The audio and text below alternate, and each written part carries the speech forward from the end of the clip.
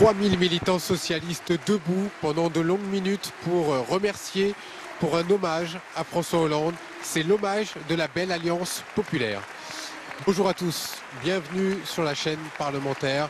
Nous allons vous proposer de diffuser ensemble aujourd'hui les discours, mais aussi les témoignages de tout ce qui se passe aujourd'hui pour cette convention de la belle Alliance populaire. C'est un peu le grand rendez-vous aujourd'hui et le début de cette convention pour les primaires socialistes. Il y a une personne qui est en train de prendre la parole, c'est une ministre, c'est Najat Vallaud-Belkacem. Je vous propose d'écouter tout de suite, elle aussi, elle rend hommage à François Hollande, c'est en direct.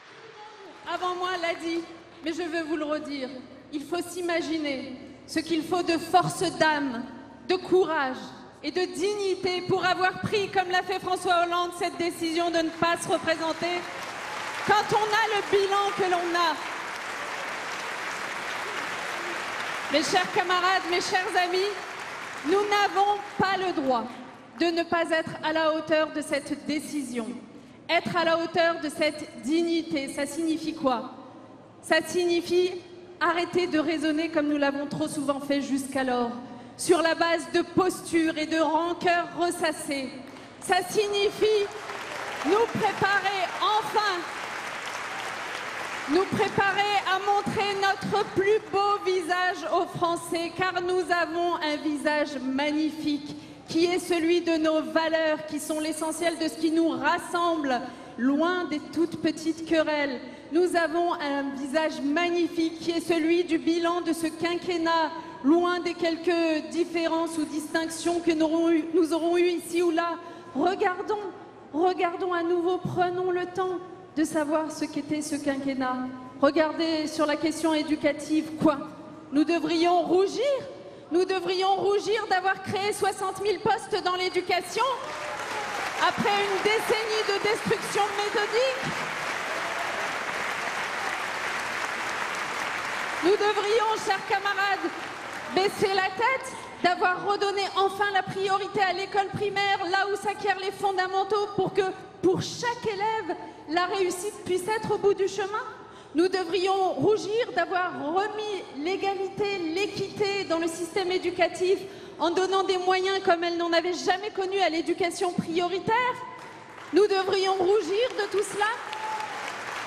Nous devrions, encore une fois, rougir parce que nous sommes la gauche, parce que nous avons des idéaux et des ambitions, de ne pas nous être contentés de créer simplement des postes, mais aussi d'avoir réformé structurellement le système, d'avoir rescolarisé les enfants de moins de 3 ans, d'avoir donné plus de professeurs aux écoles primaires pour pallier les difficultés, d'avoir réformé le collège pour que chaque enfant y trouve des opportunités de réussite, d'avoir multiplié le nombre d'étudiants qui bénéficient de bourses aujourd'hui pour pouvoir s'assurer de réussir et toucher eux aussi l'excellence. Non, sérieusement, nous n'avons pas à rougir de tout cela, chers camarades. Alors je sais bien que ce bilan dans le brouillage permanent des débats politiques, des débats éducatifs qui sont malheureusement essentiellement faits aujourd'hui de contre-vérités, de mensonges et d'outrances, je sais bien que ce bilan n'est pas forcément perçu par les Français, mais c'est à nous de leur faire percevoir. Et l'avantage de l'échéance électorale qui arrive de la prochaine présidentielle, c'est qu'on voit la vérité de chaque parti, de chaque famille politique, non pas en tombant dans les caricatures, car ce que je crois, c'est que ce que montre la droite aujourd'hui, c'est sa profonde vérité, ça vient d'être dit. Sur la question éducative, donc, reprenons. 500 000 postes de fonctionnaires en moins, soyons clairs. J'ai fait les calculs, compte tenu de ce que représente l'éducation nationale, c'est en effet 150 000 postes de fonctionnaires en moins dans l'éducation nationale. Qu'est-ce que ça signifie? Des dizaines de milliers de classes qui ferment, ou évidemment dans les zones populaires et dans les zones rurales. Qu'est-ce que ça signifie? Plus aucun enseignant qui n'est embauché, plus aucun nouvel enseignant qui n'est embauché durant tout le quinquennat qui vient. Des effectifs par classe qui explosent, des déserts éducatifs qui se multiplient comme on a connu les déserts médicaux ici ou là dans le pays. Mais enfin, alors la droite vous répond « Oh non, mais avant de nous attaquer aux fonctionnaires en tant que tels, on va commencer par les contractuels. » Juste pour ceux qui ne seraient pas connaisseurs, les contractuels dans l'éducation nationale, ce sont notamment ces adultes qui accompagnent les élèves en situation de handicap. Donc ils veulent supprimer les adultes qui accompagnent les élèves en situation de handicap Ne les laissons pas faire. Nous qui avons augmenté de 25% le nombre d'élèves en situation de handicap accueillis à l'école, et c'est une fierté immense. Chers amis, la droite nous dit école égale autorité. Ah bon? Mais la meilleure façon de faire respecter l'autorité à l'école, ce n'est pas par hasard d'avoir un nombre suffisant d'adultes pour encadrer les élèves. La droite nous dit école égale efficacité dans les réussites, dans les résultats. Et donc, vous creusez leur programme et vous vous rendez compte que l'efficacité, pour eux, eh bien, c'est de reléguer très vite, très tôt, les élèves dès qu'apparaissent les premières difficultés pour qu'ils ne viennent surtout pas contaminer leurs camarades. Alors, en fonction qu'on soit ami de M. Sarkozy, c'est dès la classe de CP qu'il faudrait être mis de côté. Qu'on soit ami de M. Le Maire, c'est dès la classe de 6e, à l'âge de 11 ans, qu'il faudrait choisir une voie professionnelle ou générale. Qu'on soit ami de M. Fillon, c'est à 14 ans que l'apprentissage doit être imposé. Est-ce que nous voulons de tout cela? Mes chers camarades, réveillons-nous. Réveillons-nous. La droite nous dit amour de la France. Parce que vous comprenez, les programmes scolaires nourriraient chez nos élèves je ne sais quelle haine à l'égard de la France. Ah bon? Mais enfin, est-ce que l'amour de la France, ça ne se développe pas par hasard, par le respect des valeurs de la République qui sont liberté, égalité, fraternité, sous-entendu égalité de réussite éducative? À quoi je rajouterais laïcité, bien sûr, et mixité sociale. Oui, mixité sociale, celle que nous développons, il faudra aller plus loin, cela va de soi, car elle ne s'impose pas, il faut la construire. Il faut travailler sur l'habitat, l'urbanisme, sur l'offre pédagogique des établissements scolaires. Nous le faisons. Mais je continue. Donc la droite nous dit amour de la France, horribles idéologues dans le système scolaire. Il va falloir réécrire cet enseignement d'histoire pour éviter qu'il n'élève nos enfants dans la repentance. Je traduis. Il faudrait réécrire les cours d'histoire pour éviter d'apprendre aux élèves que notre pays a pu, par le passé, coloniser ou esclavagiser. On leur apprendra donc qu'il a décolonisé et désesclavagisé, mais ils ne sauront pas qu'auparavant, il avait colonisé et esclavagisé. Est-ce qu'on prend les gens pour des idiots? Mais est-ce qu'on prend les gens pour des idiots? Mes chers camarades, la différence entre la droite et la gauche, c'est que la droite est dans l'endoctrinement, la gauche est dans le développement de l'esprit critique, car c'est cela l'émancipation, l'esprit critique. Et c'est pour cela que dans les grandes fiertés que j'aurai à la tête de ce ministère, après Vincent, après Benoît, et nous avons été cohérents dans ce que nous avons fait ensemble, dans les grandes fiertés que j'aurai, c'est la place redonnée à la laïcité, mais expliquée aux élèves, pas imposée comme si elle était contradictoire avec leurs racines, leur personnalité, leur culture. Non, la laïcité comme un principe de vivre ensemble, la laïcité à laquelle désormais les enseignants sont formés, pour laquelle ils ont des documents d'accompagnement, l'éducation aux médias et à l'information, le numérique à l'école qui va permettre enfin à nos élèves tout simplement d'être au monde, d'être des acteurs et pas de subir le monde qui les entoure. Alors on me dit qu'il faut que je m'arrête. Mes chers camarades, après avoir fait ce tour d'horizon trop rapide, je veux juste vous dire une chose. Nous n'avons pas le droit de livrer les Français au programme de la droite. Pas le droit. Pas le droit. Nous n'avons pas le droit. Nous n'avons pas le droit de laisser la droite au pouvoir détricoter, défaire tout ce que nous avons construit. Nous n'avons pas le droit de laisser la droite au pouvoir, comme elle l'a annoncé, déverrouiller le pourcentage d'établissements privés qui se développent dans notre pays, car vous en avez peu entendu parler, mais ça fait partie de son programme aussi. C'est-à-dire laisser la logique de la compétition totale, la main invisible du marché, régner en matière éducative. Car vous savez ce que signifie la main invisible du marché en matière éducative?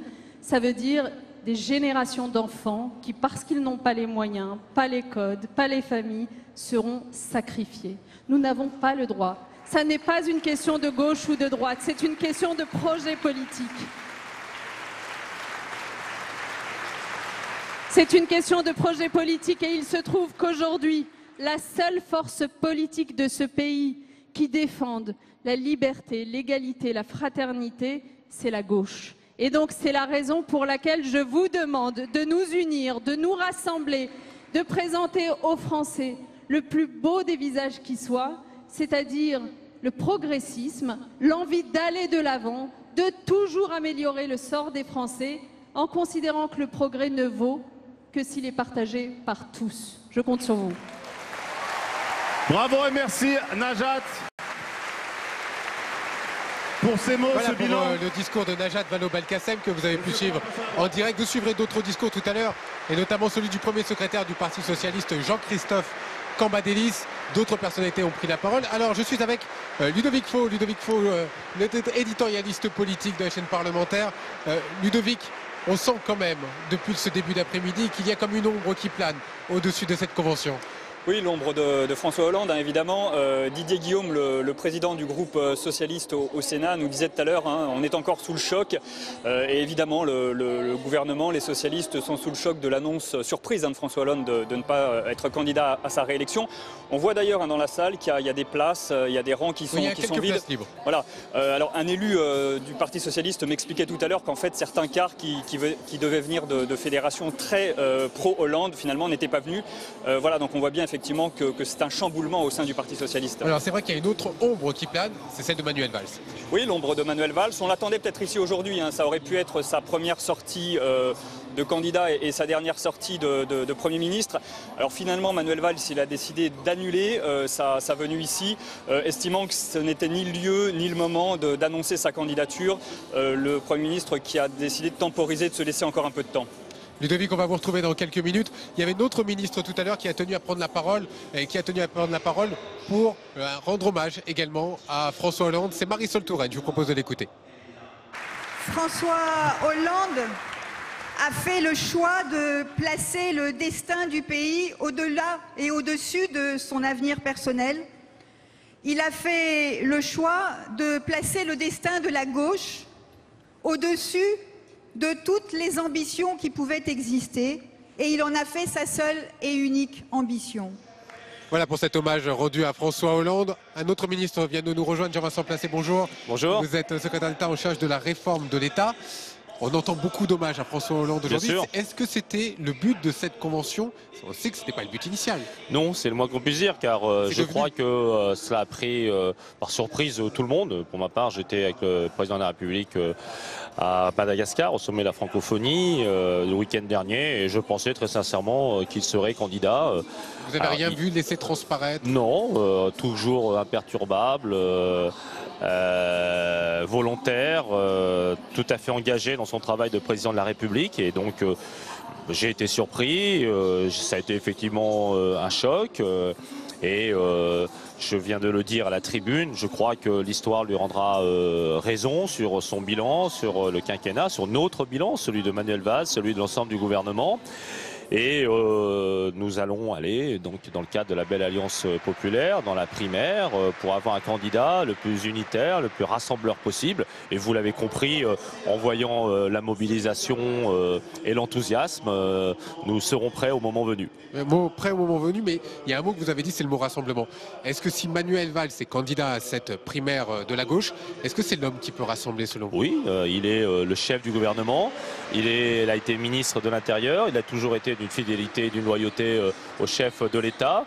La majorité des parlementaires, des élus, je pense des militants et je l'espère des citoyens qui seront engagés dans la primaire de la belle alliance populaire lui feront confiance. Je pense que c'est celui qui peut le plus rassembler. Vous êtes d'accord, c'est celui qui a théorisé la fameuse phrase sur les deux gauches irréconciliables. Comment on peut rassembler après ça? Quand on va de la gauche d'Arnaud Montebourg à celle de Manuel Valls, ce sera à lui justement de démontrer cette capacité de rassemblement, parler probablement bien sûr tout autant des problèmes de sécurité, sujets, tout autant des sujets régaliens, de la République, de la laïcité, mais davantage de sujets sociaux. Il en est capable, il en est porteur, davantage de sujets écologistes. Je viens de parler de la COP21, de l'immense réussite qu'a été la COP21. Emmanuel Valls était Premier ministre, il était aux dernières conférences environnementales et il porte aussi ce message-là.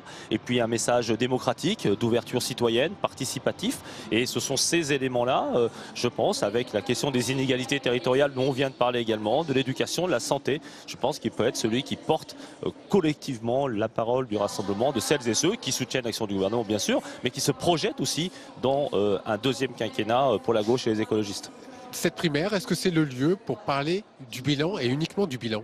Non, il y aura bien évidemment le débat sur le bilan, mais vous l'avez vu, nous l'assumons, Marisol Touraine, Najat Vallaud-Belkacem. On a entendu, il faut lever la tête, être fier de son bilan. Oui, bien sûr, moi je suis fier de l'action que je mène depuis 11 mois en matière de réforme de l'État. Je l'ai dit, en matière d'administration numérique, nous sommes la première animation numérique du monde, excusez du peu, de simplification pour la vie des entreprises, 5 milliards d'économies par les mesures de simplification que j'ai pu mettre en œuvre. Moi je suis très fier du travail exigeant, harassant que nous avons. Je ne me plains pas, bien sûr, mais exigeant et harassant au sein du gouvernement.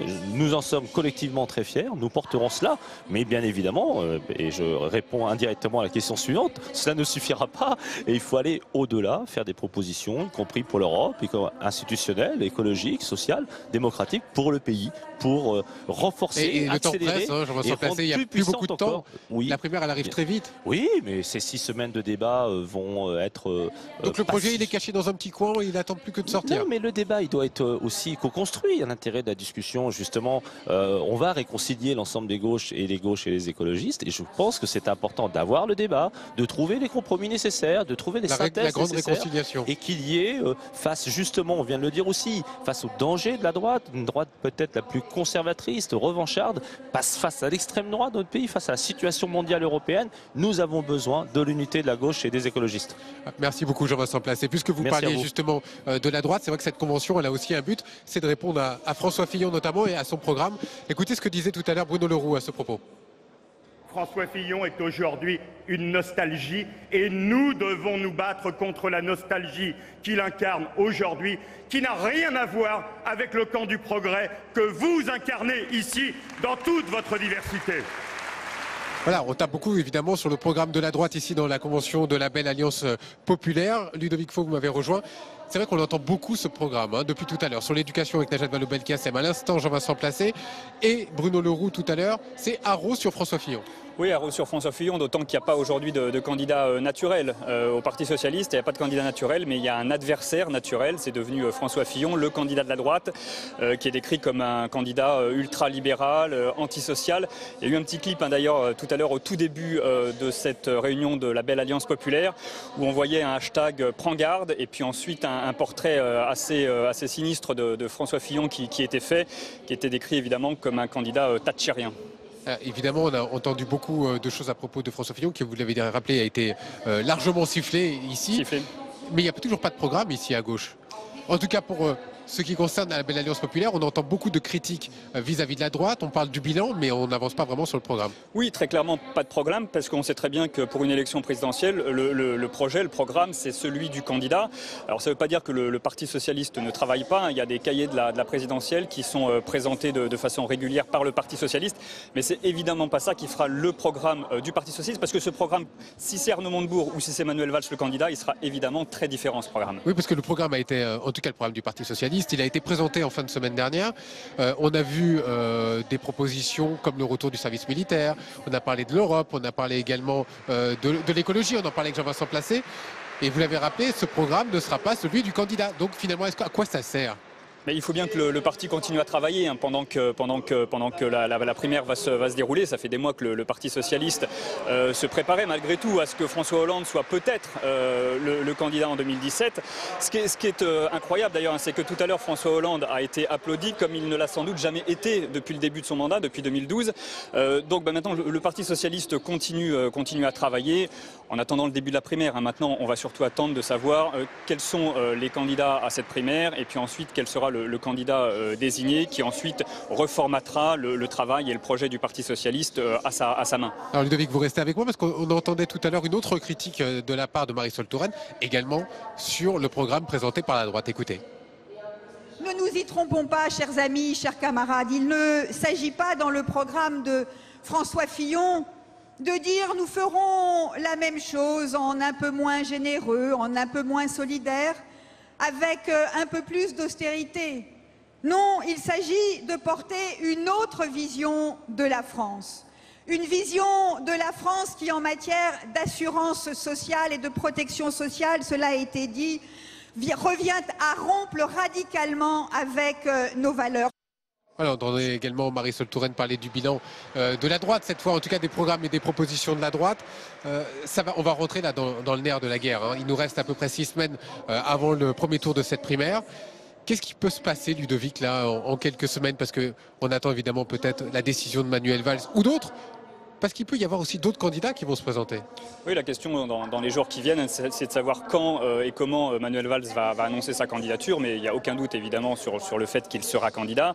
Il a tout fait pour ça avec cette stratégie d'empêchement vis-à-vis de François Hollande. La question également, c'est de savoir si le renoncement de François Hollande libère un certain nombre de candidatures, parce qu'on sait bien que Manuel Valls ne fait pas l'unanimité au sein du Parti socialiste, mais il ne fait pas non plus l'unanimité auprès de ce qui compose la majorité du Parti socialiste, qui est faite de Hollandais, de Aubryst, etc. Donc la question, c'est est-ce qu'il va y avoir dans les prochains jours une candidature alternative à celle de Manuel Valls et qui pourrait rassembler. Alors on parle éventuellement de Marisol Touraine, on parle de... Voilà. Vous parlez de Marisol Touraine. Écoutez ce qu'elle disait tout à l'heure il y a quelques instants à propos de également relever la tête. C'est peut-être un signe, écoutez. Alors que la droite propose purement et simplement de remettre les clés de la sécurité sociale entre les mains des assureurs privés et des fonds de pension, regardons ce que nous avons fait et assumons le bilan et portons-le fièrement. Cette candidature alternative, on en entend beaucoup parler ici. Marisol Touraine, Najat Vallaud-Belkacem, tout est possible. Oui, il y a de la place sans doute pour d'autres candidatures qui présenteraient un projet différent de celui de Manuel Valls. Pour l'instant, l'affiche de cette primaire, c'est Arnaud Montebourg, Manuel Valls dont on attend la candidature, Benoît Hamon également. On a parlé aussi ces derniers jours d'une éventuelle candidature de Christiane Taubira qui aurait été poussée par certains Vous avez aubrysts. entendu ce nom mais voilà, mais il semblerait que Christiane Taubira n'ait pas forcément très envie d'y aller. Donc effectivement, il y a une réflexion à l'évidence qui est en cours pour savoir quelle candidature alternative. On a évoqué aussi ces dernières semaine Ségolène Royal, mais qui elle aussi ne semble pas prête à repartir pour un tour sur une candidature à une primaire. Donc voilà, tout ça est en réflexion et ça participe aussi du petit délai que semble se laisser Manuel Valls pour lui-même annoncer sa candidature. Il attend de voir un peu comment les choses sont en train de se recomposer depuis le renoncement de François Hollande. Alors Ludovic, vous l'avez bien compris, on parle beaucoup de Manuel Valls ici. Merci Ludovic, vous allez me rejoindre dans quelques instants. On va accueillir justement Luc Carvounas qui est un proche de Manuel Valls dans quelques secondes, le temps qu'il arrive jusqu'à notre plateau. Voilà, Luc Carvounas, merci de répondre à quelques questions en direct. Merci beaucoup. Merci, bonsoir. Vrai bonjour, on parle beaucoup d'une personne ici aujourd'hui. Alors il y a François Hollande, oui. Il y a aussi beaucoup Manuel Valls. Vous êtes un proche de Manuel Valls. Qu'est-ce qu'il fait Manuel Valls? Il va se présenter ou pas? Il attend quoi? Écoutez, aujourd'hui nous sommes à la Belle Alliance Populaire. Nous sommes aussi, pour nous qui sommes des élus locaux, dans un moment important avec nos concitoyens, c'est le week-end du Téléthon. Et c'est normal qu'on parle du Premier ministre parce que le destin du Premier ministre depuis le début de ce quinquennat est indissociable du couple qu'il forme avec le président de la République. Alors vous êtes en train de nous dire, Manuel Valls, c'est le bilan? Je suis en train de vous dire que, surtout depuis jeudi soir, les Français ont entendu un chef de l'État qui leur a expliqué que pour que la France continue son chemin dans les meilleures conditions, pour que la gauche réussisse peut-être le rendez-vous de l'élection présidentielle, il fallait jouer collectif. Et moi, ce que j'attends désormais de l'ensemble des responsables de ma famille politique, c'est que toutes les réponses que l'on est à même d'entendre et d'apporter depuis jeudi soir soient au niveau et à la hauteur de ce qu'a fait François Hollande. Pourquoi je dis ça? Parce que je vois depuis plusieurs heures, maintenant plus de 24 heures, Marie-Noëlle Lienemann, Benoît Hamon, Arnaud Montebourg, Emmanuel Macron, pérorer sur les plateaux, avoir des injonctions vis-à-vis du Premier ministre. Mais attendez, on n'est pas un congrès. On n'est pas en train de chercher le sous-leader d'un sous-courant. On est en train de parler d'une primaire pour désigner à gauche celui Ils n'ont pas le droit de critiquer, c'est ça? Non, moi je dis qu'il faut être à la hauteur et au niveau de ce qui se passe aujourd'hui en France depuis la décision lourde de sens de la part du chef de l'État, de François Hollande, qui a été portée par un collectif le 6 mai 2012 à la plus haute magistrature et qui fait le choix aujourd'hui de ce collectif quand il dit qu'il ne se représentera pas parce qu'il considère qu'il n'est pas le mieux à même de porter le bilan, mais de porter aussi un projet. Et moi je me souviens que Manuel Valls, depuis des mois, il est allé rencontrer les Français sur la mondialisation au service de l'homme, sur l'éducation, sur le revenu minimum universel. Et on me disait quoi à l'époque? Mais il fait quoi? Parce qu'un Premier ministre qui est un homme d'État, non, il a aussi le droit de se projeter avec les Français pour la vraie question qui se pose aujourd'hui, et la presse, mais d'autres personnes le posent ici, c'est est-il capable de rassembler cette gauche? C'est lui qui avait dit qu'il y avait deux gauches irréconciliables, vous êtes d'accord? Écoutez, il s'est largement exprimé sur le sujet. Quand il parlait de gauche irréconciliable, il parlait de celui qui n'a de cesse de critiquer le Parti Socialiste et ses partenaires. Je parle de Jean-Luc Mélenchon. De quoi on me parle? Manuel Valls, il a dirigé la ville d'Évry pendant 11 ans avec le Parti communiste et les écologistes. Manuel Valls, c'est l'homme du rassemblement. Et on le verra. Vous savez, je regarde les soutiens de M. Macron ou de M. Montebourg. À peine 20 ou 25 parlementaires. Vous allez voir le jour où, et je le souhaite, Manuel Valls annoncera, mais il faut du temps à tout cela, sa candidature. Vous demandez à Manuel Valls de prendre du temps pour moi, je n'ai rien à demander au Premier ministre. Moi, j'ai juste l'envie que nous fassions une belle primaire, que nous fassions le choix d'une ligne politique claire pour notre pays. Et donc, aujourd'hui, on est dans ce temps-là. On a la date du 15 décembre, qui est une date qui arrive demain. Voilà, il faut que les choses se fassent, non pas dans la précipitation. On n'est pas sur un casting. On est encore une fois en train de savoir qui demain sera le chef de l'État. Merci beaucoup, Luc Carvounas. Merci. Emmanuelle Cos, ministre du Logement, est en train de s'exprimer. Elle vient de commencer, on va l'écouter tout de suite.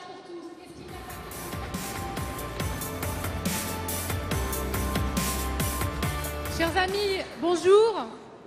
Je suis évidemment très heureuse d'être là avec vous, comme je l'ai été dans de nombreuses réunions de la Belle Alliance Populaire. Et je suis évidemment également émue, parce que nous sommes plusieurs à prendre la parole après cette décision très forte qu'a prise le président de la République. Et je veux vous dire ici, très clairement, l'honneur que c'est pour moi de servir son gouvernement et de servir le pays qu'il dirige aujourd'hui.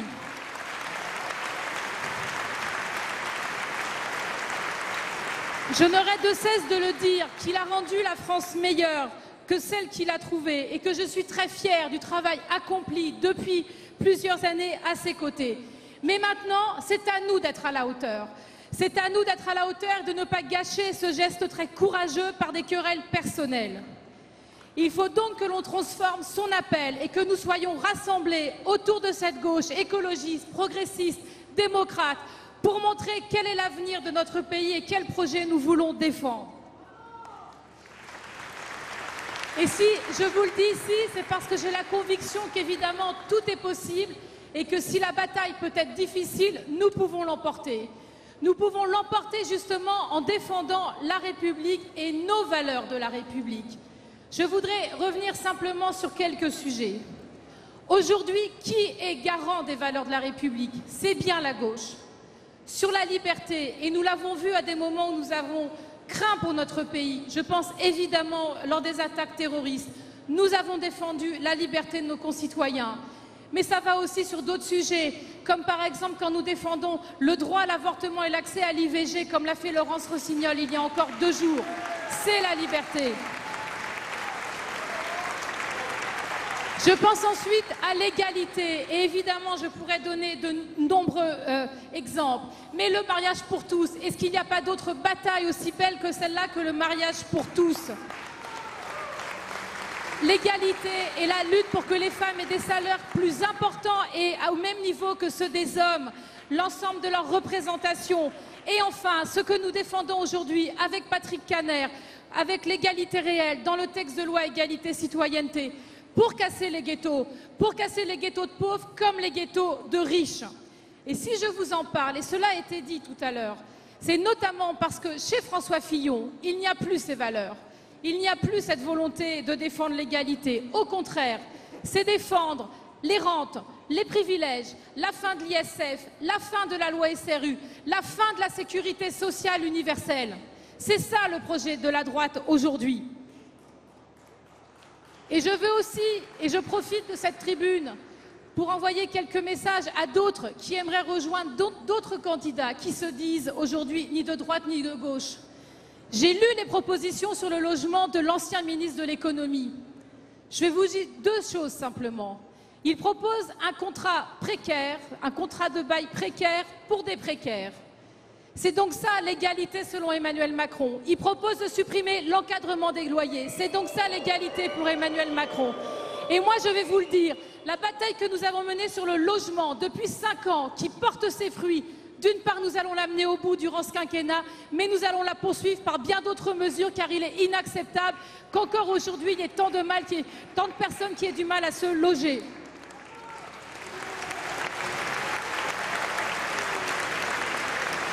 Et puis enfin, la fraternité. La fraternité. Quel plus bel exemple que ce que nous avons mené pour enfin en finir avec le bidonville de Calais. Ce sont des milliers de personnes que nous avons enfin pu accueillir dignement.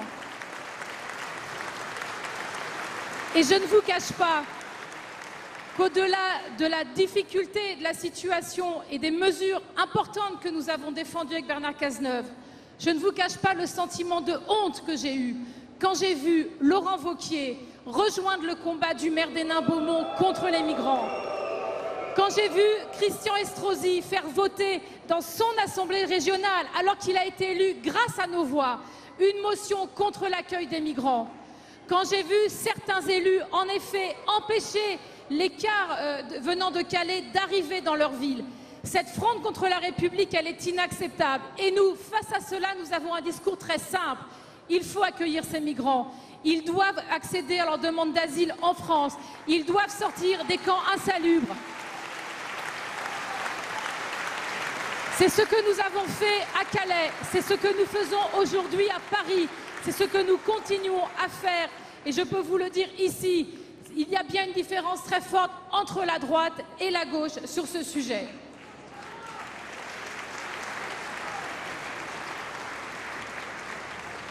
Alors oui, la gauche, elle protège nos libertés quand la droite veut les réduire. La gauche, elle défend l'égalité quand la droite défend les privilèges et la rente. La gauche, elle renforce la fraternité quand la droite veut opposer les Français les uns aux autres. Alors maintenant, nous n'avons pas d'autre choix que de se rassembler autour d'une idée et autour d'un projet pour les Français et pour la société. C'est aussi sortir de l'autoflagellation, retrouver notre fierté, retrouver notre envie de vaincre, retrouver notre volonté de faire ensemble les socialistes, écologistes, radicaux, progressistes, démocrates.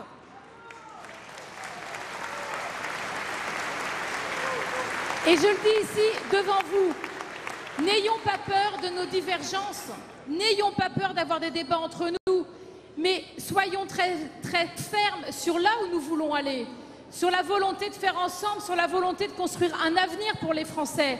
Ayons la volonté de construire ce projet et ne prenons pas la primaire pour juste une étape sur la vie interne d'un parti. Ce n'est pas ça qui est important.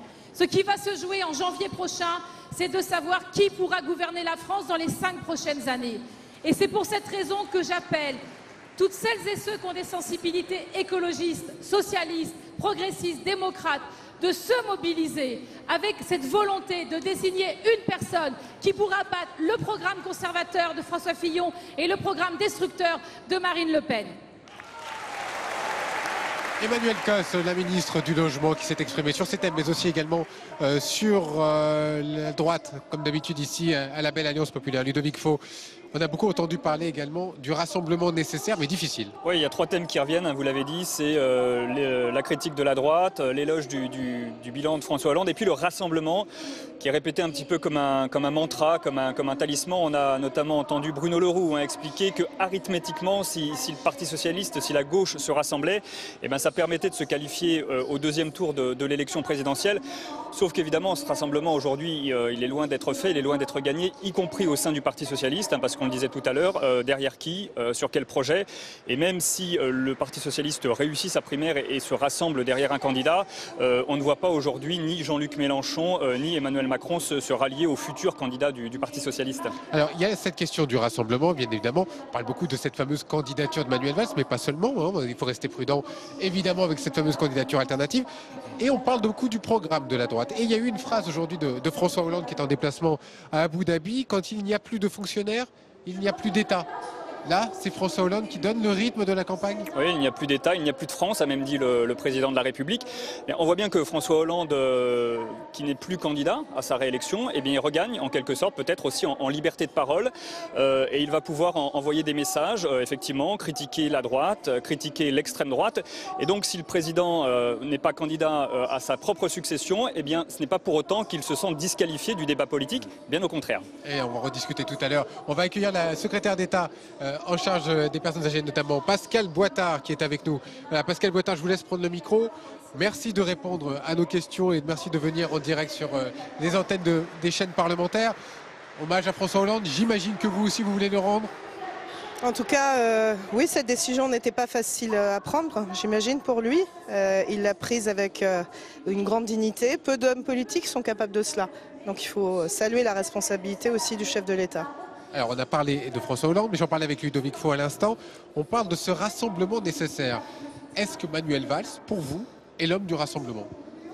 Il est l'homme du rassemblement parce qu'il est l'homme qui a la stature du chef de l'État maintenant. Donc il lui revient de rassembler, il en est capable, il l'a déjà fait à plusieurs reprises. Pas de doute, vous le soutenez ? Ah, moi je le soutiens, bien évidemment. Parce que c'est pas évident dans votre gouvernement, vous le savez. Peut-être, en tout cas, quand on veut être responsable et face à la droite qui a désigné maintenant son candidat et dont on connaît bien le programme extrêmement dur socialement pour les Français et les Françaises, eh bien, il s'agit aujourd'hui maintenant de se rassembler et de défendre nos idées, de défendre les valeurs de la gauche parce qu'elles sont vraiment d'actualité face à une droite et une extrême droite très rétrograde. Et s'il n'y a pas de rassemblement, c'est quoi le risque ? Le risque, c'est tout simplement de se retrouver avec un second tour où les Français auront le choix entre avoir une destruction du pacte social de notre pays ou une autre destruction portée par l'extrême droite. Donc pour vous, ça serait l'élimination de la gauche. Et dans ces cas-là, il faut ce rassemblement. Mais on a du mal à imaginer aujourd'hui que ce rassemblement est possible entre Arnaud Montebourg, Manuel Valls, et si on parle encore de ceux qui sont au dehors de la primaire, Jean-Luc Mélenchon, Emmanuel Macron. C'est la gauche explosée. Ils ont tous été au gouvernement. Ils ont partagé plus de la moitié d'un quinquennat au minimum, les uns et les autres.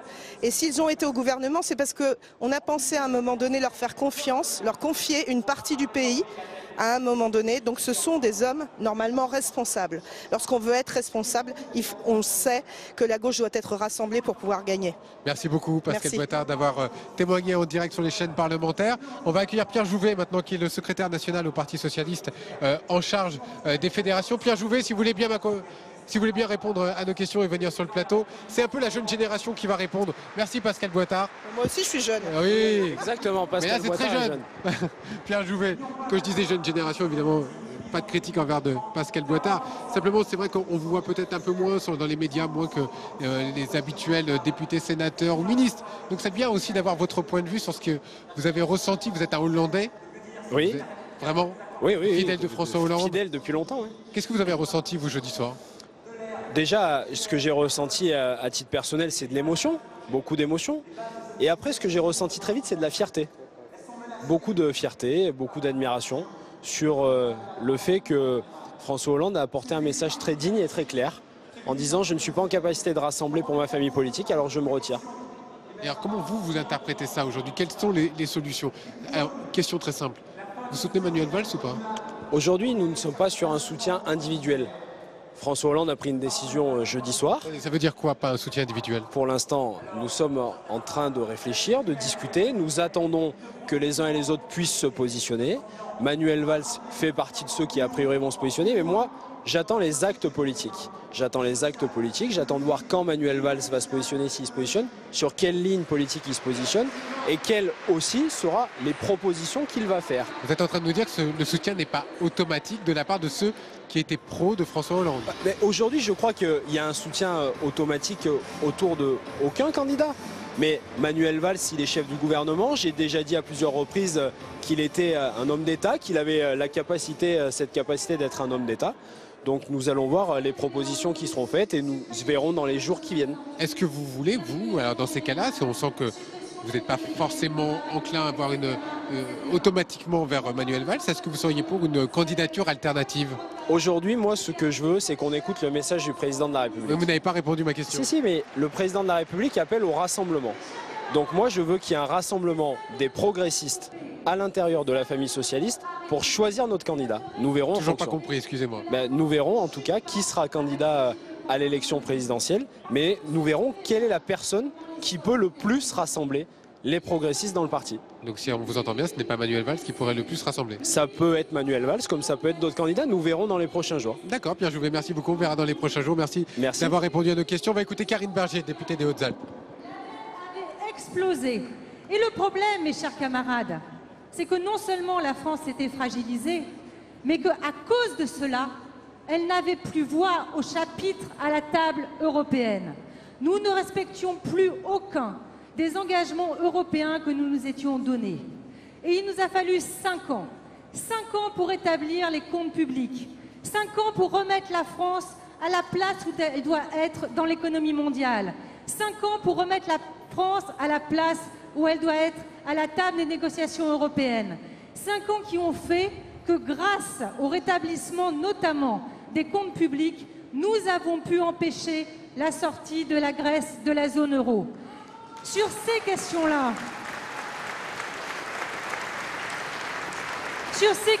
mes chers camarades, ce sera sans doute le plus beau, la plus belle réussite du quinquennat de François Hollande.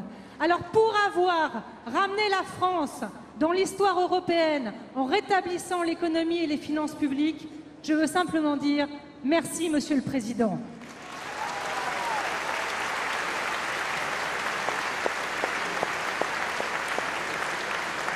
Je vous l'ai dit, mes camarades, nous savons comment l'histoire se terminera. Je suis d'une génération qui n'imagine pas la France en dehors de l'Europe.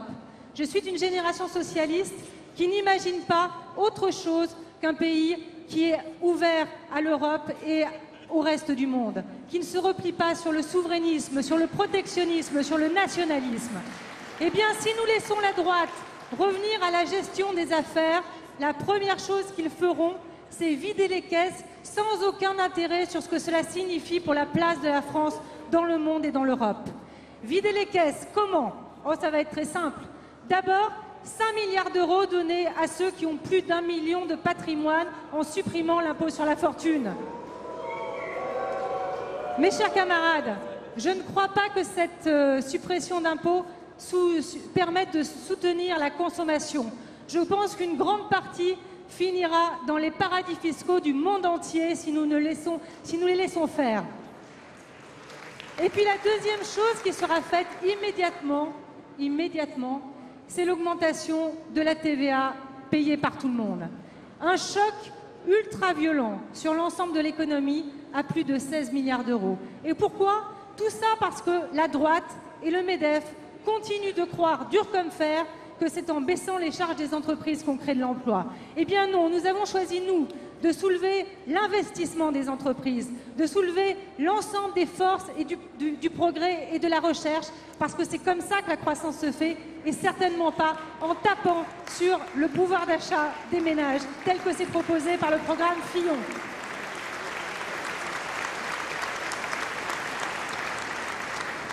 Mes chers camarades, une simple comparaison. Nous avons choisi de lutter, de mener la guerre contre la fraude fiscale et l'évasion fiscale. Ils laisseront l'ensemble des fraudeurs mettre leur argent où ils veulent, partout dans le monde et partout dans les paradis fiscaux. Nous avons choisi de soutenir les PME, de soutenir les petites entreprises qui sont capables de faire de la recherche, de l'investissement et de prendre des risques. Ils choisiront toujours la rente, le CAC 40 et les très grandes entreprises. Nous avons choisi de faire en sorte que les services publics soient financés et aident l'ensemble des entreprises, l'ensemble des ménages sur l'ensemble du territoire. Ce qu'ils veulent faire se réduit en un seul mot: privatisation de l'ensemble de l'État. Car c'est ça le vrai programme qui est proposé par François Fillon. Libéralisation, c'est-à-dire privatisation, fin de l'État régulateur, liberté totale, jungle totale et la loi du plus fort. C'est ça leur programme, c'est ça qui est demandé par le MEDEF, c'est ça qui est demandé par la droite la plus dure. Et si nous ne bloquons pas ça, eh bien c'est quelque chose qui remettra en cause l'intégralité de l'équilibre social et économique de notre pays. Un mot sur la négociation syndicale. Nous avons choisi de faire en sorte que dans les entreprises, la croissance se fasse main dans la main entre ceux qui possèdent l'entreprise et ceux qui travaillent, les salariés. Ça s'appelle la négociation syndicale. Eh bien, c'est la chose qui sera la première remise en cause par le programme économique de François Fillon. Mes chers camarades, la liste est très longue de tout ce que nous ne voulons pas dans le programme économique de la droite et de l'extrême droite. Mais ne nous cachons pas les choses. Sur les questions économiques, nous avons eu des débats, nous avons eu des désaccords. Et nous devons aller au bout de ce débat avant que la bataille contre la droite et l'extrême droite ne commence. La primaire des 22 et 29 janvier 2017 doit rassembler l'ensemble de ceux qui ont quelque chose à dire sur la ligne économique de la gauche et des progressistes dans les 5 années qui viennent. Le débat doit avoir lieu à l'occasion du débat de cette primaire. Et je le dis avec beaucoup d'amitié pour l'ancien ministre de l'économie Emmanuel Macron. Emmanuel, puisque tu as partagé notre ligne économique pendant 5 ans, viens en débattre avec nous jusqu'à la primaire des 22 et 29 janvier. Voilà pour le discours entendu par notamment la socialiste Karine Berger. Il nous a rejoint sur le plateau Patrick Kanner, ministre en charge de la jeunesse et des sports, entre autres, et de la ville également. Vous avez entendu, depuis tout à l'heure, il y a beaucoup d'hommages pour François Hollande. Bon, on va commencer comme cela si vous le voulez bien, mais après j'aurai des questions plus politiques à vous poser. François Hollande, c'est l'ombre qui va planer pendant toute cette primaire? C'est surtout, non pas l'ombre, mais l'action d'un président qui sera peut-être de plus en plus reconnu depuis le courage qui a été le sien de ne pas se présenter. Il n'a pas voulu être un obstacle au rassemblement et peut-être un obstacle à la capacité de la gauche d'être présente au second tour. Et je lui tire vraiment mon chapeau parce que je suis vraiment certain que notre pays reconnaîtra le travail accompli. Le bilan, et rien que le bilan, on va entendre parler que de ça pendant la primaire?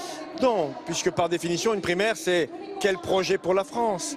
Mais le projet, on n'en entend pas parler. Mais on ne peut pas, aujourd'hui, passer par perte des profits un bilan, surtout quand on regarde celui, et on l'oublie un peu vite, qui a été celui de François Fillon. Depuis qu'il a été Premier ministre auprès de Nicolas Sarkozy, 5 ans de Premier ministre. Qu'est-ce que cela a apporté à la France? À un moment donné, il faudra aussi comparer bilan contre bilan. Mais vous avez raison. Peut-être programme contre programme, à un moment donné, peut-être. L'essentiel, c'est le projet. C'est le projet, naturellement. Et je tiens à le dire, par rapport à un projet aujourd'hui de François Fillon qui est un programme punition pour la France, nous devons, à partir de notre bilan, porter un projet d'avenir. Vous parliez du rassemblement tout à l'heure. Comment est-ce qu'il est possible ce rassemblement avec Manuel Valls s'il se présente? Le projet de la belle alliance populaire, c'est de porter cette primaire. Une primaire dans un délai très bref maintenant, avec 7, 8, 9, 10 candidats, je n'en sais rien. Les candidatures sont encore ouvertes jusqu'au 15 décembre. Manuel Valls devrait être effectivement candidat. Ah, je le souhaite, parce qu'il représente aujourd'hui, en tant qu'homme d'État, une alternative par rapport aux autres candidats. Mais chacun est respectable au peuple de gauche de choisir celui ou celle qui devra porter la couleur de la gauche pour être présent au second tour. Merci beaucoup, en tout cas, d'avoir répondu à nos questions, Patrick Kanner. Je vous propose d'écouter à présent le président du groupe socialiste au Sénat qui vient de prendre la parole, Didier Guillaume. Écoutez. La tête haute, fiers du bilan de ce quinquennat et que nous voulons le poursuivre.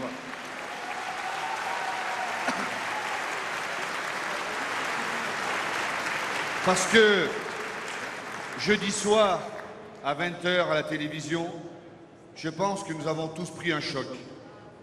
Un choc politique, un choc émotionnel. Certains étaient tristes, d'autres étaient abattus, d'autres peut-être joyeux, parce que ce qui s'est passé jeudi soir était un acte politique fort.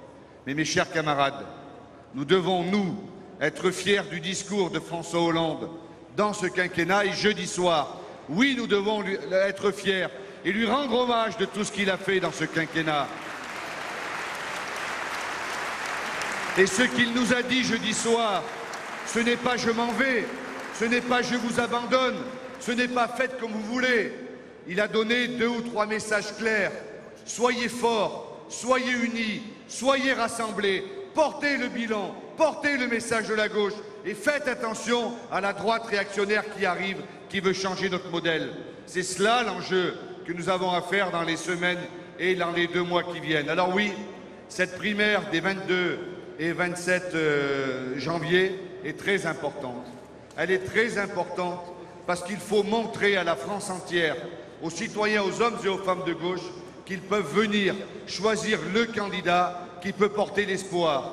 Et je vous le dis, mes chers camarades, si là aujourd'hui, certains se disent de toute façon, il n'y aura pas le choix, au 2e tour de l'élection présidentielle, il faudra faire le vote entre Le Pen et Fillon. Vous voulez, vous, faire ce vote entre Le Pen et Fillon? Non, non, parce que ce n'est pas ça la France, ce n'est pas ça la République. Alors, si on veut avoir un autre choix, si nous voulons choisir le candidat de gauche, le candidat du progrès, eh bien il faut que dès maintenant, nous soyons unis, nous soyons rassemblés et nous emmenions des centaines de milliers d'hommes et de femmes voter à cette primaire. Et une chose me semble essentielle, personne ne pourra aller à la primaire et personne ne pourra aller à l'élection présidentielle en ne prenant qu'un petit bout du bilan, que ce qui nous intéresse, que ce qui aura été réussi, que ce qui est notre sensibilité.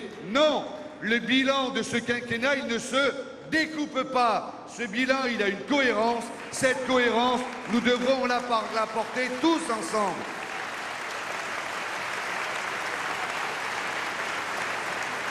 Améliorer certains points, accepter des sujets peut-être qui ont pu nous diviser, le président de la République en a parlé, voire qui auraient pu être améliorés, mais le bilan, nous devrons le porter ensemble. Et je voudrais saluer toutes celles et tous ceux qui ont été les acteurs. Le président de la République, d'abord, évidemment, tout à l'heure, l'ovation qui a été faite debout par toute la belle Alliance populaire était très forte. Mais les 2 premiers ministres qui se sont succédés, Jean-Marc Ayrault et Manuel Valls, qui dans des circonstances difficiles ont mené ces 2 gouvernements avec la force. Tous les ministres là, et 2 auxquels je pense particulièrement parce que dans un pays qui a subi le terrorisme, qui a subi la guerre, nous sommes fiers aussi de Bernard Cazeneuve et de Jean-Yves Le Drian à leur poste.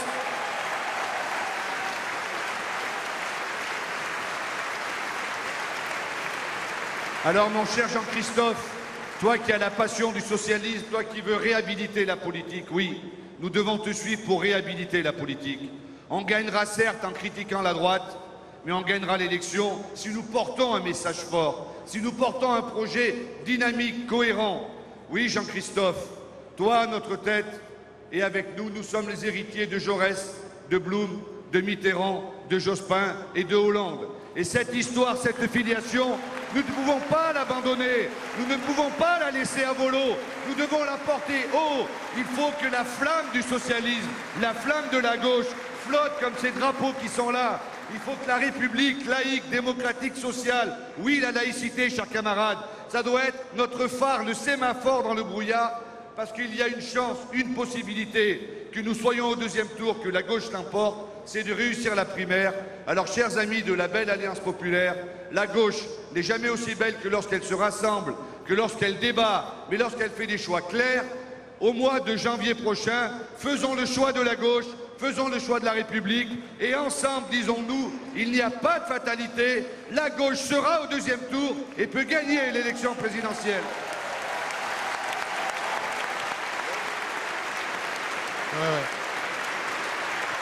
Merci Guillaume. Voilà, Didier Guillaume, le président du groupe socialiste au Sénat, avec Ludovic. Avant le discours attendu de Jean-Christophe Cambadélis dans quelques minutes, Ludovic, Didier Guillaume, c'est l'un des très proches de François Hollande depuis de nombreuses années. Qu'est-ce qu'ils vont faire les Hollandais selon vous ? C'est une vraie question. On sait déjà que Michel Sapin et Jean-Yves Le Drian soutiendront Manuel Valls. Ils ont dit que si le président de la République, si François Hollande n'était pas candidat, il leur semblait que Manuel Valls était le bon candidat. Alors Didier Guillaume, vraisemblablement, lui aussi finira par soutenir Manuel Valls, même s'il fait partie de ceux qui veulent se laisser un petit peu de temps. Il veut que les Hollandais discutent entre eux pour essayer de choisir de façon un peu unie, un peu homogène, celui ou celle qu'il faut soutenir. Et puis il y a d'autres vraies questions. C'est Stéphane Le Foll, c'est François Rebsamen qui sont de très proches aussi de François Hollande. Et alors Stéphane Le Foll qui devait être là aujourd'hui. Voilà, qui a annulé sa présence. On n'a toujours pas digéré le choc de jeudi soir. Voilà, et lui il a très clairement dit qu'il voulait prendre un peu de recul et prendre le temps de réfléchir à tout ça. Donc que vont faire les Hollandais? C'est une vraie question. Certains peuvent même éventuellement envisager d'aller vers Emmanuel Macron. C'est le cas de l'avocat Jean-Pierre Mignard qui a dit que lui il était prêt à aider Emmanuel Macron. Et puis Ségolène Royal aussi, il y a quelques semaines, a eu des mots assez aimables en parlant de respect pour la démarche d'Emmanuel Macron. Alors c'est vrai qu'aujourd'hui on a beaucoup entendu parler de François Fillon, mais on a aussi entendu parler d'Emmanuel Macron parce que lui aussi il est dans le viseur. Oui, alors il est dans le viseur effectivement du Parti Socialiste depuis assez longtemps déjà. Il était dans le rôle du traître à François Hollande, celui qui a abandonné le gouvernement et le président de la République alors qu'il lui devait tout, d'abord comme secrétaire général adjoint à l'Élysée, puis comme ministre de l'économie. Donc c'est vrai qu'il y a eu des mots ces derniers temps, parfois un peu sévères à l'égard d'Emmanuel Macron, qui a servi de cible également cet après-midi.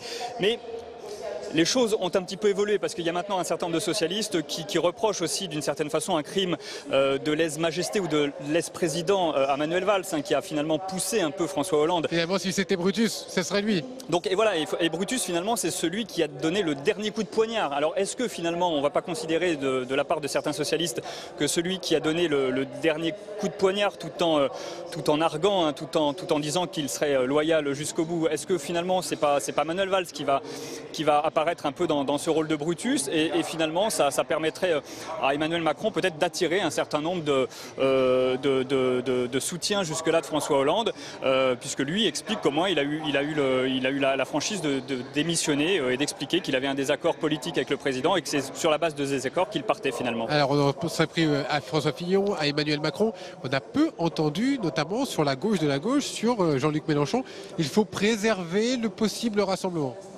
Oui, alors soit c'est parce qu'effectivement, c'est très compliqué. Voilà, soit c'est parce qu'il faut préserver, soit c'est parce que finalement au Parti Socialiste il n'y a pas grand espoir que Jean-Luc Mélenchon renonce à une candidature, d'autant que pour l'instant dans les sondages d'intention de vote il est en 3e ou 4e position à touche-touche avec Emmanuel Macron et c'est le candidat pour l'instant pas encore désigné du Parti Socialiste qui apparaît en 5e position.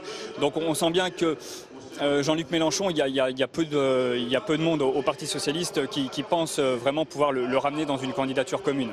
Alors, dans quelques secondes maintenant, Jean-Christophe Cambadélis va se préparer. Il va monter à la tribune pour le discours de fin de cette convention de la Belle Alliance Populaire. Peut-être quelques mots, Ludovic, rapidement, notamment sur cette Belle Alliance Populaire aujourd'hui. C'est l'œuvre de Jean-Christophe Cambadélis. Est-ce que vous jugez que c'est un succès aujourd'hui? Alors, ce qui est intéressant, c'est que cette Belle Alliance Populaire, elle était faite en partie pour servir une nouvelle candidature de François Hollande. C'était destiné à élargir un petit peu la rampe de lancement qu'on appelle. Voilà, il fallait élargir un petit peu la future majorité du candidat président au-delà du Parti Socialiste. Alors avec finalement le renoncement de François Hollande, ça devient un peu cette Belle Alliance Populaire une coquille vide. Manuel Valls n'est pas venu. Il n'y a aucun des candidats, en tout cas importants du Parti Socialiste. Arnaud Montebourg n'est pas là, Benoît Hamon n'est pas là, Marie-Noëlle Lienemann n'est pas là. Alors, ce qui dira finalement si la Belle Alliance Populaire est une réussite ou pas, c'est la primaire, puisque c'est la structure qui va organiser la primaire. Mais pour ça, il y a d'autres questions. Je me permets de vous couper, parce que Jean-Christophe Cambadélis monte à la tribune, on va aller l'écouter.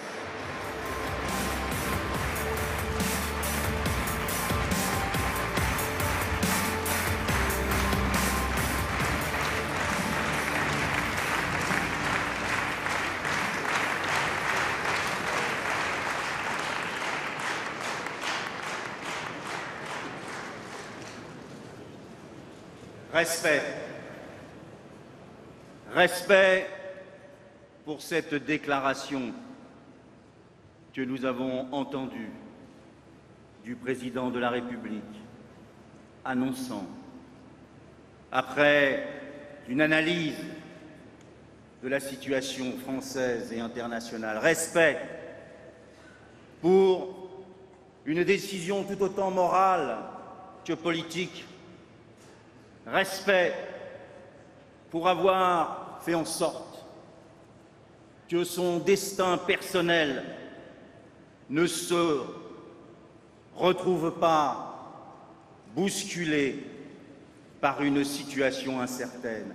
Respect pour un homme qui a affronté bien des situations. Respect pour un homme qui a fait face et qui aujourd'hui s'efface pour nous laisser la place. Respect pour cet homme qui a pensé d'abord à la France et qui a vu la situation dans laquelle elle était et n'a pas voulu ajouter le désarroi, la difficulté, la polémique. Respect pour cet homme qui sait combien la gauche est divisée et combien elle a pris en otage sa personnalité sans vouloir répondre réellement à ce qui fut notre bilan. Respect, oui, à François Hollande. Merci François, merci pour le travail que tu as fait, merci pour le combat que tu as mené. Merci, tu es l'honneur de la gauche.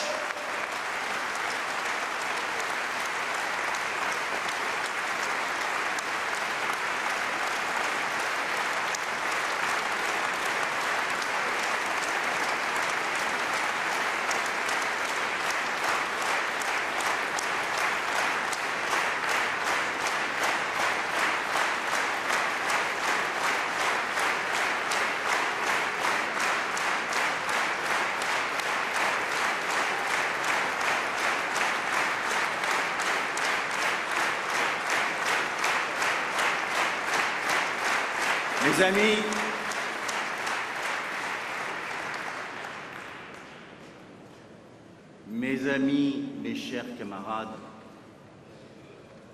la bataille de France a commencé. La bataille en France a commencé.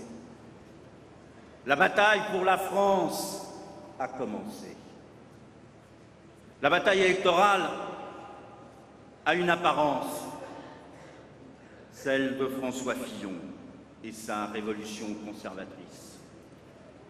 Elle a une réalité, le national-populiste qui monte dans toutes les démocraties occidentales.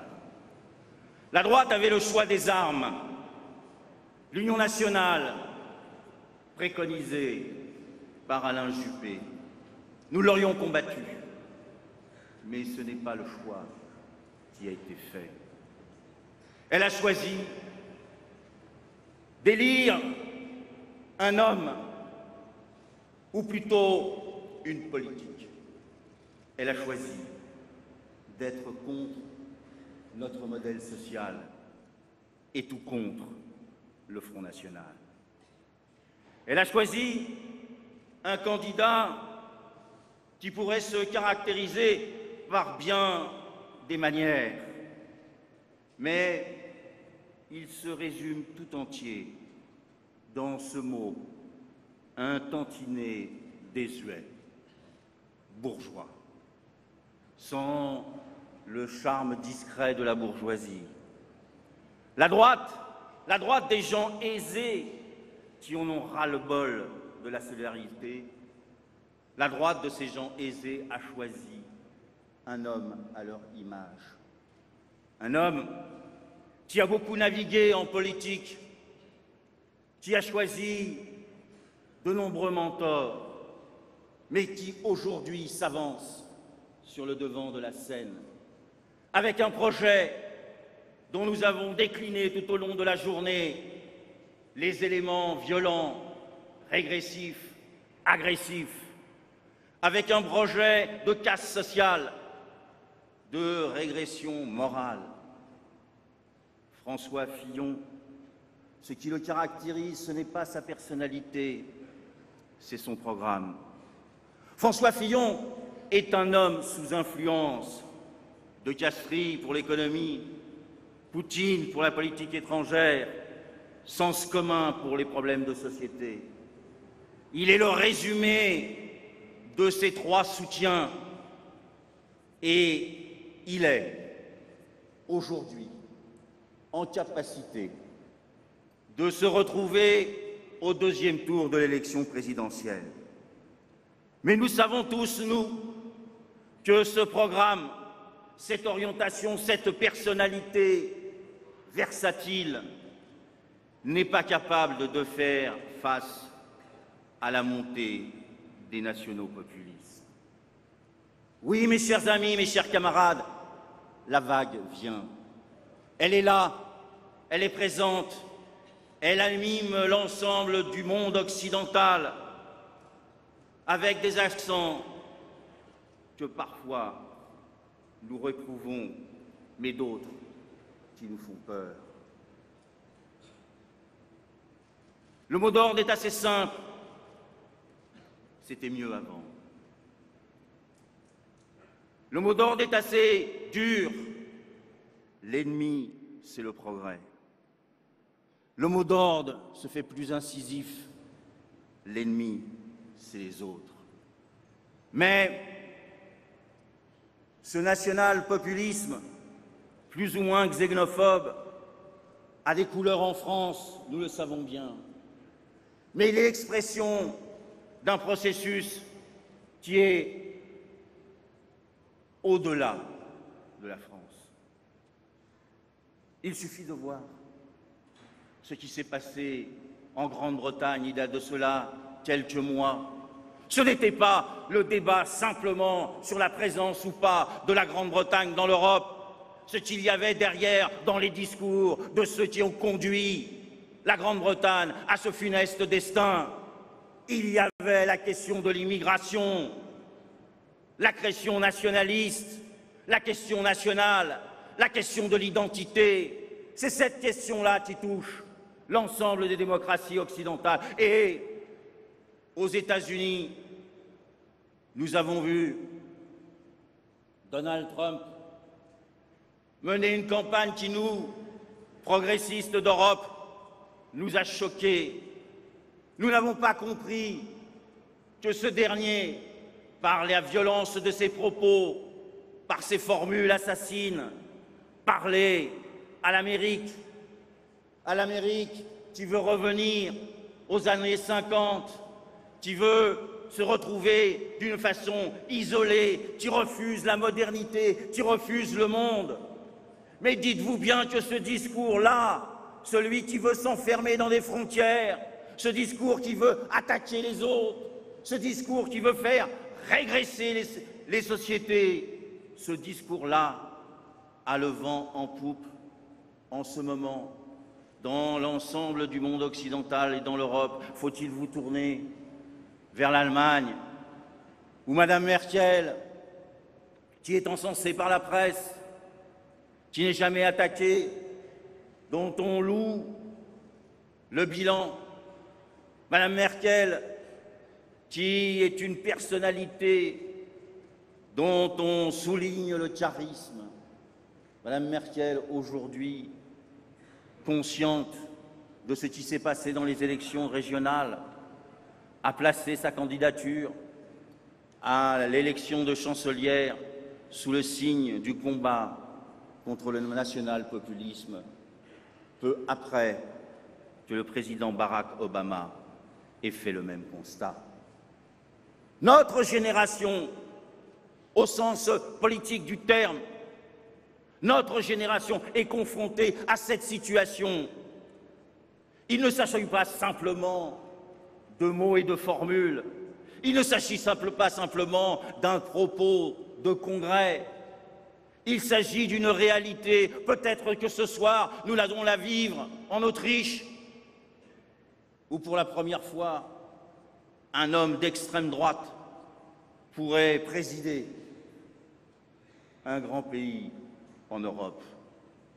Nous savons déjà qu'aux Pays-Bas, l'extrême droite vire en tête dans les sondages.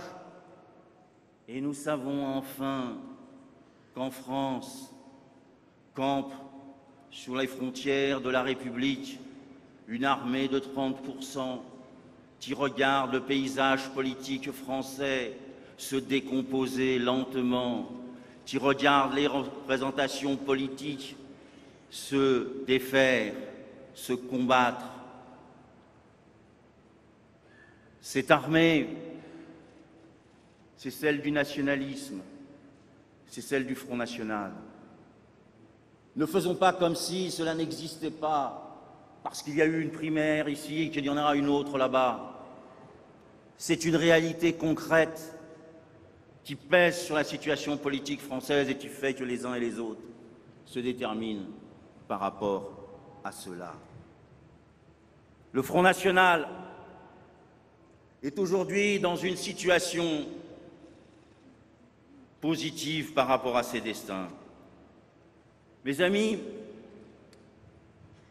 il faut réfléchir quelques secondes à ce qui est en train de se passer.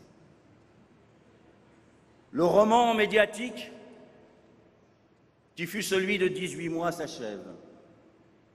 On nous avait dit, ça sera Juppé, parce qu'il ne peut pas en être un homme autrement.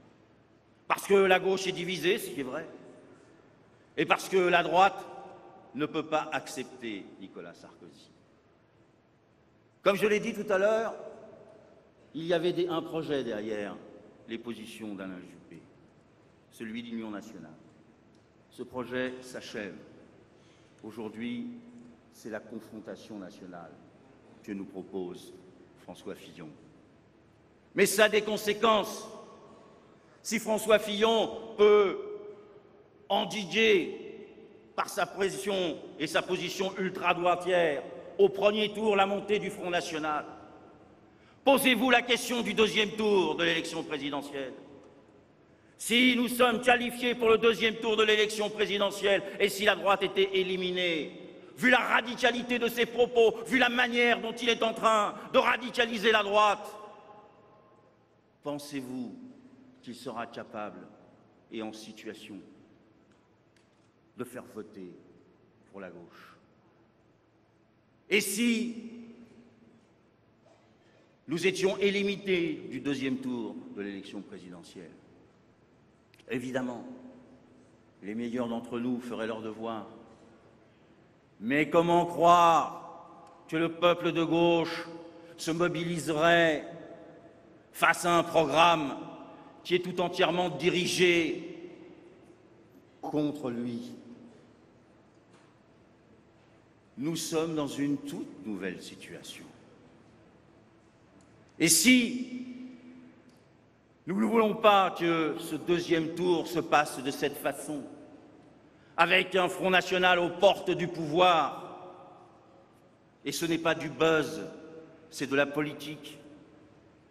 Si nous ne voulons pas cela, et personne dans notre pays veut cela, alors il n'y a qu'une seule solution.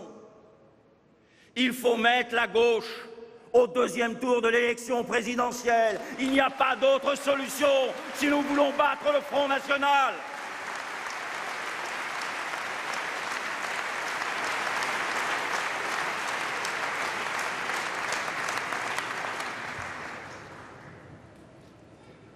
Comment faire?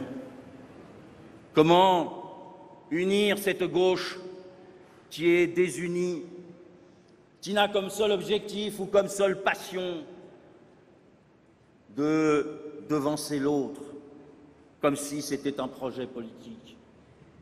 Ce qui nous distingue des autres forces de gauche, c'est que nous avons le sens de l'intérêt général, parce que nous avons, comme l'a dit Bruno, la volonté de rassembler. Ce qui nous distingue, c'est que nous sommes en position de rassembler, parce que dans l'histoire de la gauche, jamais ces ailes ont rassemblé l'ensemble de la gauche. Seul son cœur central a pu le faire. Alors, mes amis, il n'y a pas d'autre moyen pour rassembler la gauche que de lancer un appel pressant, un appel vibrant, un appel à l'ensemble des forces de gauche. C'est à vous d'intervenir dans ce débat. Vous voyez les dangers devant lesquels nous sommes. C'est à vous d'intervenir par les primaires. C'est à vous de venir mettre de l'ordre dans la situation. C'est à vous de faire en sorte que la gauche soit qualifiée au deuxième tour de l'élection présidentielle. Levez-vous, peuple de gauche, levez-vous pour mettre de l'ordre dans la situation politique, pour faire en sorte que nous puissions combattre la droite et faire reculer le Front National.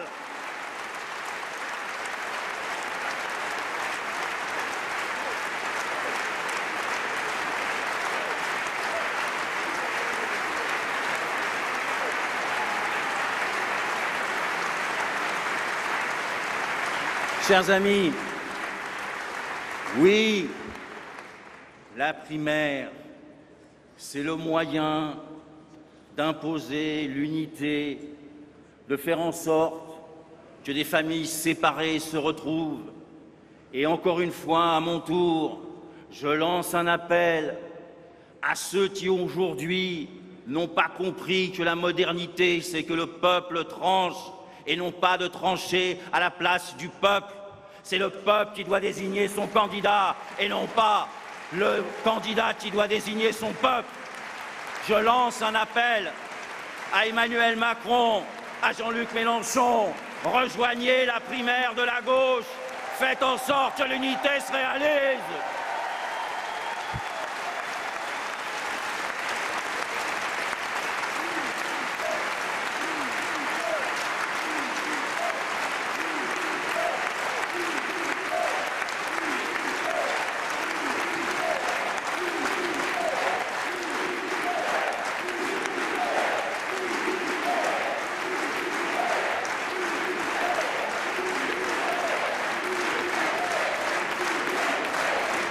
Oui, vous avez raison d'entonner le chant de l'unité, celui qui imposa le Front populaire à des directions politiques qui n'en voulaient pas. L'unité, c'est notre combat. Ce n'est pas simplement un talisman. C'est notre combat parce que ce pays est en danger. Alors, mes amis, moi, je vous dis que rien n'est joué. Nous avons vu que l'ensemble des pronostiqueurs, analyseurs, que l'ensemble des médias nous avaient construit une cathédrale pour la prochaine élection présidentielle et il était nécessaire que chacun s'y glisse. Ce n'est plus la situation. Et je suis persuadé que rien n'est joué et que tout commence. Tout commence parce qu'au fond, les Français se tournent petit à petit vers l'élection présidentielle. Ils ne sont pas encore dans l'élection présidentielle. Et ils commencent à voir ce qui est en piste, ce qui est en jeu, ce qui peut se passer, les conséquences qui ont été exprimées ici par nombre de nos concitoyens, secteur après secteur, domaine après domaine. Ils regardent la dangerosité du Front National, même si certains dans notre peuple estiment, à tort, qu'il faudrait tenter l'expérience. Mais c'est une expérience dont on ne revient pas. D'autres se disent qu'enfin, il faut casser ce système, le bousculer, le remettre en cause. Mais le bousculer, le remettre en cause, le remettre à terre, provoquerait dans notre pays un tel désordre que la démocratie s'en verrait altérée. Moi, je crois que le Front National ne passera pas. Le Front National n'apporte pas de solution, mais que des boucs émissaires. Le Front National, c'est le national-populisme, et pas plus ou moins xénophobe. C'est le national-populisme xénophobe. Nous n'avons pas peur de le dire. Nous savons ce qu'il y a derrière les mots.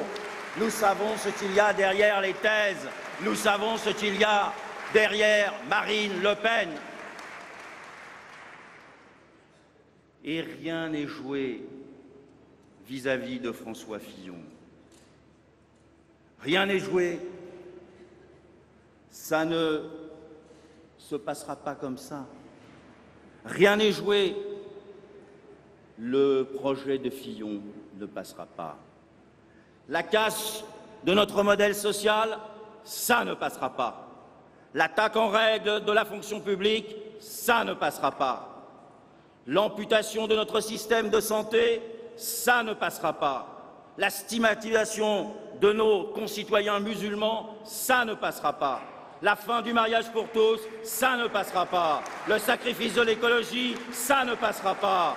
La remise en cause du droit à l'avortement, ça ne passera pas. La République laïque finie, ça ne passera pas. Le droit du sol, ça ne passera pas. Ils ne passeront pas.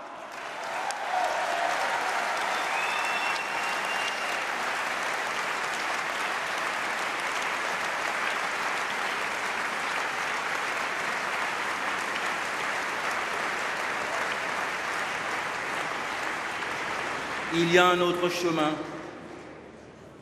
que nous avons défini dans les cahiers de la présidentielle, celui de la définition d'un nouveau nous français, du troisième âge de la décentralisation, de s'attaquer aux castes pour lutter contre le précariat, pour faire de la France la première nation écologique, première nation numérique, la République pour tous, ô combien nécessaire dans une France sûre.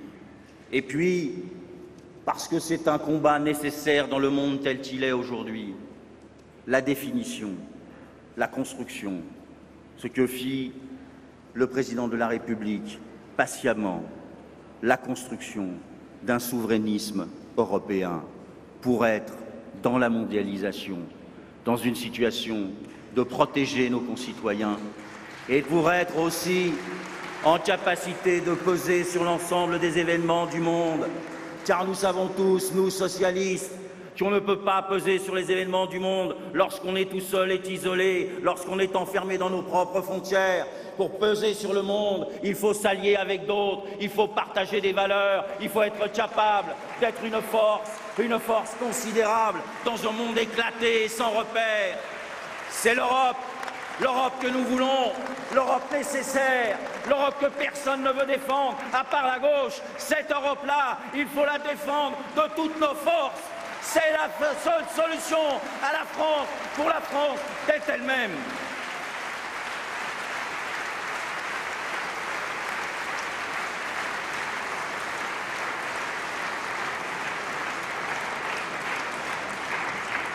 Chers amis, chers amis, ça y est, nous y sommes. Nous avons rendez-vous avec l'histoire. François Hollande a fait le premier pas décisif. À vous, à nous, de faire les autres. Ça y est, nous menons le combat de l'histoire dans l'histoire. Nous ne voulons pas qu'ils passent, ils ne passeront pas. Je vous l'ai dit, nous sommes là, unis, regroupés, affûtés, si j'en juge tous les discours qui ont été déployés aujourd'hui avec talent. Et je voudrais, pour terminer mon propos, vous dire merci. Merci d'être là. Merci d'être rassemblés dans ce moment un peu particulier. Vous avez fait l'effort de venir parce que par-delà les personnalités, vous avez le sens de la gauche, le sens de l'histoire, le sens de la France, le sens de la République, et que vous vouliez manifester aujourd'hui votre envie d'un dessein et d'un destin commun dans une époque pour le moins troublée. Merci, merci mes amis, mes camarades, d'avoir pu par votre présence démontrer à ceux qui voulaient nous enfoncer que nous étions là et que nous étions présents 8 jours après la désignation du candidat de la droite. Oh, en arrivant, il n'y avait personne dans cette salle, pas un militant, rien du tout. Je venais faire un tour pour voir comment elle était. Je la trouve très belle et merci à ceux qui l'ont fait. Et en arrivant, un journaliste, vous savez, s'est précipité sur moi. Il n'y avait pas un militant dans la salle. Et m'a dit, comment allez-vous mesurer? Qu'est-ce que vous allez dire devant un tel fiasco? Mais oui, mes chers camarades, c'est ainsi pour les socialistes. Quand on est 3 à 4 000, c'est un fiasco. Mais quand une personnalité en rassemble 1000, c'est un immense succès.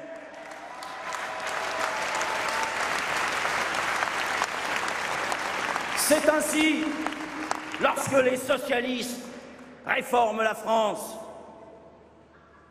font croître la croissance, réduisent les inégalités. C'est une défaite de la pensée. Mais quand d'autres se préparent à démolir la France, quel chic, quelle force, quel destin. Eh bien, nous allons relever ce défi qui nous est posé aujourd'hui. Nous allons faire en sorte que les primaires de la gauche soient un immense succès.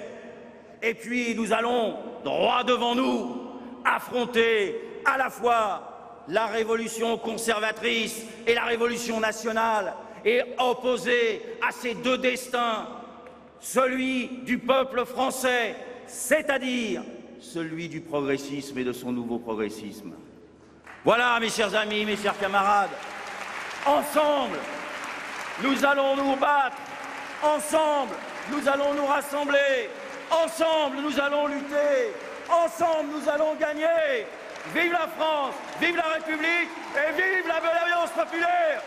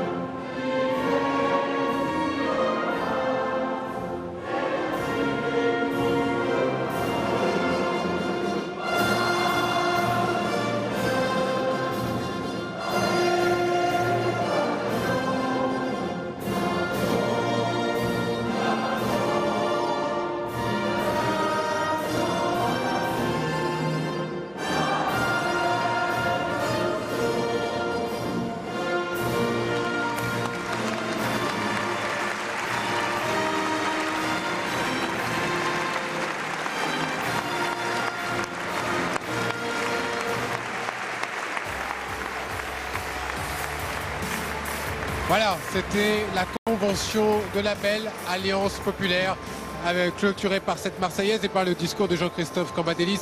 On va analyser ensemble, hein, Ludovic, un discours avec une envie, une ambition martelée, c'est l'unité. Oui, l'unité qui doit être permise par la primaire, hein, c'est ce que Jean-Christophe Cambadélis a dit et répété en appelant très clairement Emmanuel Macron et Jean-Luc Mélenchon à venir participer à cette primaire pour laisser le peuple de gauche choisir son candidat.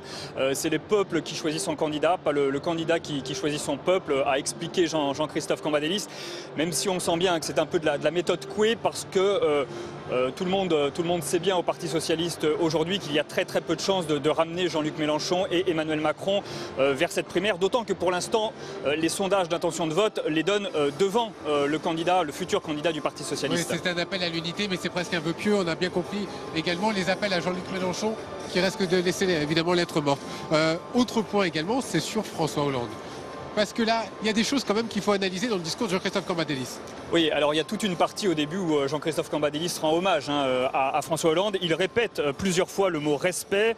Il explique que François Hollande a pris une décision morale et politique en annonçant qu'il ne serait pas candidat à sa réélection. Jean-Christophe Cambadélis, il l'a dit très clairement, merci François pour ton travail, pour ton courage, tu es l'honneur de la gauche. Et puis il y a eu une autre phrase un peu plus énigmatique et c'est ça qu'il faut décrypter. Il a expliqué que François Hollande avait fait finalement vers cette campagne présidentielle le premier pas décisif. Alors ça veut dire quoi? Ça veut dire que François Hollande, il était devenu un mauvais candidat, peut-être un bon président rétrospectivement, on le verra dans les semaines, les mois, les années qui viennent, mais un mauvais candidat pour le Parti socialiste. Et il y a beaucoup de gens ici qui considèrent qu'en se retirant de l'équation, François Hollande redonne des chances à la gauche. Alors une chance de gagner, Jean-Christophe Cambadélis veut le croire, en tout cas une chance peut-être de sauver les meubles ou de limiter la casse. Bon évidemment, alors on a parlé de cette belle alliance populaire, on a parlé de beaucoup de choses. Ah voilà, Jean-Christophe Cambadélis arrive, je vais vous demander de laisser le micro. Je vais céder ma place. Jean-Christophe Cambadélis, merci de venir répondre en direct à quelques questions. On vient d'entendre votre discours, mais bon, on avait deux petites questions quand même à vous poser, Jean-Christophe Cambadélis. Premièrement, sur François Hollande, on a entendu un hommage, mais est-ce qu'il n'y a pas eu teinté d'une petite phrase que j'aimerais que vous expliquiez? François Hollande a fait le premier pas décisif, ça voulait dire quoi? C'est-à-dire qu'il s'est retiré dans un combat incertain, qu'il l'a pris sur lui, qu'il pouvait très bien y aller, mais il a montré à l'ensemble de la gauche ce qu'était l'esprit de responsabilité. Et moi j'appelle tout le monde à avoir l'esprit de responsabilité aujourd'hui, vu ce qui vient dans notre pays. Est-ce que c'est pour vous une forme de séisme, ce qui vient de se passer? Un changement de la donne, en tout cas à gauche, bien sûr. Mais il y a un changement de la donne à droite et à gauche. À droite, elle a été imposée. À gauche, elle s'est imposée. À droite, elle a été imposée par le vote des participants à la primaire. Et à gauche, elle a été le choix du président de la République. Cet appel à l'unité que vous avez lancé, est-ce que ça ne peut pas se transformer finalement en vœu pieux? Ce qu'on disait avec Ludovic Faure à l'instant, c'est que Jean-Luc Mélenchon ne viendra pas, Emmanuel Macron ne viendra pas. Donc finalement, l'unité, elle est où l'unité à gauche? L'unité, elle est déjà dans la belle alliance populaire. Parce que c'est un mouvement qui n'est pas un conglomérat de formations politiques, c'est un mouvement de citoyens. Vous avez entendu dans la journée les responsables associatifs, les responsables syndicaux qui sont venus s'exprimer. C'est un mouvement qui est en marche. Et si, comme je le souhaite, nous avons beaucoup de succès lors de la primaire de la gauche citoyenne, eh bien, nous aurons la possibilité de faire venir d'autres. Dernière question, Jean-Christophe Cambadélis, vous savez, c'est l'actualité évidemment. Manuel Valls, possible candidat à la primaire. Est-ce que vous le souhaitez? Est-ce que vous le soutiendrez? Écoutez, moi, je suis premier secrétaire du Parti socialiste, comme vous l'avez entendu. Ça ne vous a pas échappé. Comme vous l'avez entendu, je suis garant de l'unité de tous et je ne me prononce pas sur ces sujets, mais vous le souhaitez? On verra comment les choses se présentent. Je crois qu'il donnera réponse à cette importante question dans quelques jours. Candidat du Rassemblement? Écoutez, on verra comment il se présente, il n'a pas besoin de mes conseils. Merci beaucoup en tout cas d'avoir répondu en direct à nos questions. On va tout de suite rejoindre certainement d'autres invités ou Ludovic pour conclure. Merci beaucoup Jean-Christophe Cambadélis de nous avoir répondu en direct. Ludovic, on a François de Rugy, l'un des candidats qui va arriver dans une seconde. On peut terminer un peu ce que vous disiez tout à l'heure sur vos propos à propos de l'unité, à propos de François Hollande, mais évidemment on a beaucoup parlé aussi de la droite et de François Fillon. Oui, François Fillon qui était la cible numéro 1 tout au long de cette convention de la belle alliance populaire. Jean-Christophe Cambadélis en particulier qui a dénoncé la révolution conservatrice dont François Fillon serait le porteur. Tout l'enjeu pour le Parti socialiste, pour Jean-Christophe Cambadélis, c'est d'expliquer finalement que son futur candidat sera le seul rempart possible à la droite de François Fillon et à l'extrême droite de Marine Le Pen. Maintenant que François Hollande s'est lui-même retiré de l'équation, les socialistes espèrent un sursaut de leur électorat. Mais pour ça, effectivement, il faudra, on y revient toujours, cette unité, ce rassemblement. Parce que dans le cas contraire, au lieu de remobiliser son électorat, le Parti socialiste risque plutôt de le désespérer. On a aussi beaucoup parlé du Front National. On a dans le discours de Christophe Cambadélis, avec cette peur du Front National qui puisse éliminer la gauche de ce fameux deuxième tour. Oui, c'est pour ça que Jean-Christophe Cambadélis a dit, répété, martelé qu'il fallait que la gauche soit au deuxième tour pour battre le Front National. Alors ça aussi, pour l'instant, aujourd'hui, c'est un vœu pieux, mais on a bien vu lors de la primaire de la droite que les sondages, trop longtemps à l'avance, ne voulaient pas forcément dire grand-chose. Donc Jean-Christophe Cambadélis, il espère évidemment que la primaire, qui aura lieu dans les semaines à venir, avec un premier tour le 22 janvier et un éventuel deuxième tour le 29 janvier, bien que cette primaire permettra de rebattre les cartes de la prochaine élection présidentielle. Il a dénoncé un Front National avec un programme évidemment xénophobe, raciste. Voilà, maintenant il va falloir remobiliser cet électorat de gauche et pour ça, encore une fois, ça passe par une primaire réussie. Voilà, en tout cas, vous avez pu suivre avec nous l'ensemble de cette convention de la belle Alliance populaire. Vous avez pu suivre l'intégralité des discours et notamment celui de Jean-Christophe Cambadélis. Merci Ludovic Faux de nous avoir accompagnés pendant toute cet après-midi. Restez fidèles aux chaînes parlementaires. Bonne soirée à tous.